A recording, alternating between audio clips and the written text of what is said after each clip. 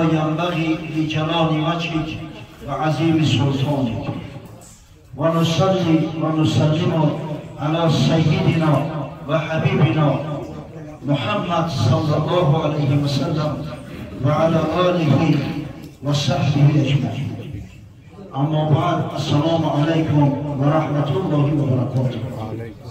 أولا حضور شما عزیزان را به محفل خیر تبریک و تهنیت میگویم و از درگاه خداوند متعال براتون بهترین تمنیات را آرزو دارم که خداوند بزرگ ما و شما را به همین روزهای سعادت و خوشبختی روزی توی فرزندان نوجوانان برساند و پروردگار بزرگ نشان خود امردین ما را بالای سر فرزندان همچنان نگه داره و فرزندان را با غیرت، با همت، با محبت مثل تمام اهل خاندان نجیب و کمال برساند. خاصتا محمد خانم که در محفلش شرکت دارد. پروردگار بزرگ حافظ قرآن، عالم با عمل، محب خدا و پیغمبر و کمال برساند. آمین یا رب العالمین. خداوند بزرگ غیرت، همت، جوانمردی برامون نصیب بگرداند که به دعوای بندگی الله، به دعوای امتی رسول الله صلی الله علیه و سلم، به دعوای پیروی مذهب محبت حضرت امام اعظم ابو حنیفه رحمه الله پایدار و استوار باشید، جوانگو باشید. خداوند بزرگ ایمانان به جوش بیاره که به گفته‌ها و شنیده‌ها عمل نمایید. از جمله او کسایی نباشید که میگویند و میشنوند اما هیچ عمل ندارند. وای به حال چنین طایفه کبر مقتا عند الله ان تقول ما لا تفعلون. در نزد پروردگار بزرگ بسیار یک جنایت و گناه عظیم محسوب میشود. غضب خدا به جوش میآید وقتی که شخص میگوید خود عمل ندارد، زیرا که ذکر علم عمل کردن است. علم آدمیت است، جوانمردی و شرف، ورنه ددی به صورت آدم مصوری. از من بگوی عالم تفسیر موی را گر در عمل نکوشی نادان مفسر. باقی درخت علم ندانم به جز عمل، با علم اگر عمل نکنی شاخ میبری. امام قرطبی در تفسیر معروفش از ابو عمرو بن مطر روایت میکند که حضرت مجلس ذکر ابی عثمان الحیری زاهد باره میگوید در مجلس ذکر موعظه حضرت ابو عثمان حیری که یکی از زاهدای بسیار بزرگ و شیخای صاحب کرامات بود شرکت داشته، حضور داشته. فخرج میگن ناخواست حضرت خارج شد و قعد فی مکانه الذی کان یقعد للوعظ.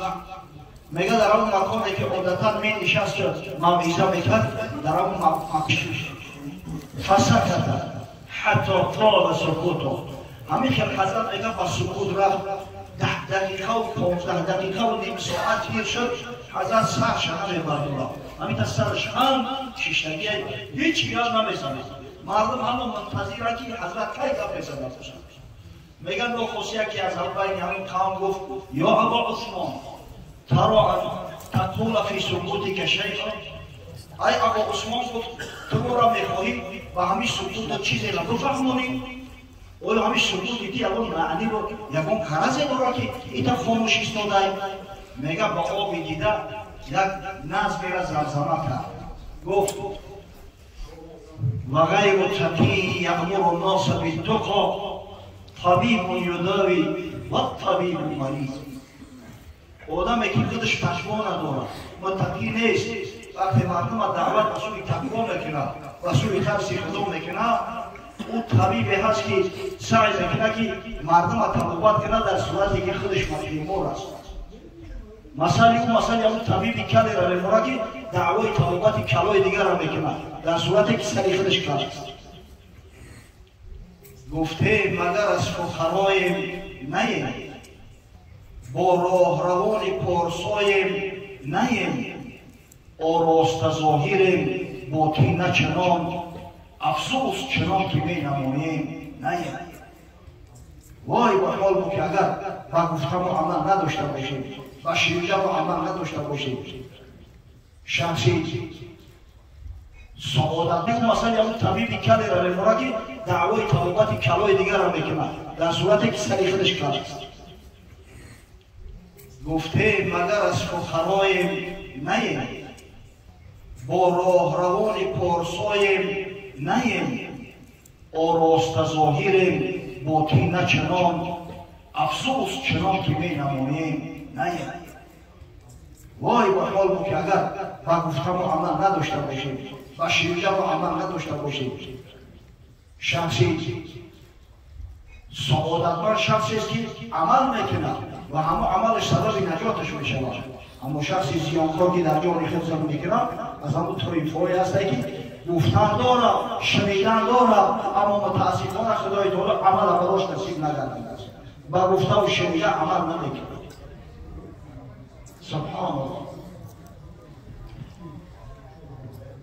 حضرت امام احمد در کتاب معروفش در مسند آورده است از انس بن مالک صحابی پیامبر صلی الله علیه و سلم که حضرت فرمود رأیت لیلا اسری برجالا تقرض شفاههم بمقاریض من نار. در شب اسراء، در شب معراج مردایی را دیدم که لبهاشون با قیچی‌های آتشین میبرند. اون هم یک چیزای اومده است که دیده انا میسوزونه همین تا میبره کو نوری لازم. اگه تصور کنید پیامبر صلی الله علیه و سلم سخن 1400 سال پیش در دوزخ میگه قیچی‌هایی هستند که از آتش ساخته شده‌اند، مثل اون لازم بود. لبای همین مردم هم میگن میبرند با اثری را پیدا میشود، با به امر پروردگار لباشون هم میبرند. میگه از جبریل علیه السلام که همراه خود سوال کردم یا اخی جبریل من هؤلاء، ای برادر جبریل یا چی کسو هستند یا چیکار کردند که اینقدر به عذاب مدهش گرفتار شدند؟ گفت هؤلاء خطباء امتی که من اهل دنیا یأمرون الناس بالبر و ینسون انفسهم و هم یتلون الکتاب افلا یعقلون. اینا واعظای امتی تو هستند، اما دنیا پرستایی که مردم دعوت به سوی خیر میکنن در صورتی که خودشون را فراموش میکنن. مردم میگن که روزه نافله بگیره در صورتی که خودشون از روزه نافله فرسخ‌ها دورن. مردم میگن مسجد بره در صورتی که خودشون مسجد قیما بستن. مردم دعوت میکنن که احتیاط کنه، دست به فیسق و فساد نزنه، اما کثافت و نفس خودشون را کنترل کردن نمیتونن. دست به فیسق و فساد میزنن، در اوراق مردم نظر میاندازن و کارهای ناخوب و نامشروع انجام میدن.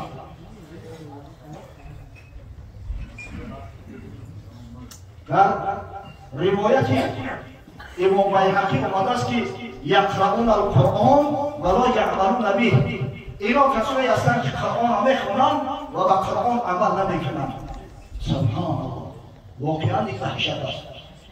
قسم به الله روزی میشود که در پیش پروردگار همین توار میگذارند و پروردگار بزرگ از تمامی مسائل سوال میکنند، از تمام همین نوجوانمردی‌هایی که پنهانی میکنند و از مردم پنهان میکنند، اما پیش خداوند متعال چیزی را پنهان کرده نمیشود. حتما ما و شما را پرسان میشود پروردگار. وای به حال ما در آن روز، آه هزار روزی که صدق صادقان باز جوید از تسنگ امتحان. حضرت مولوی روم قصه میکنند، میگوید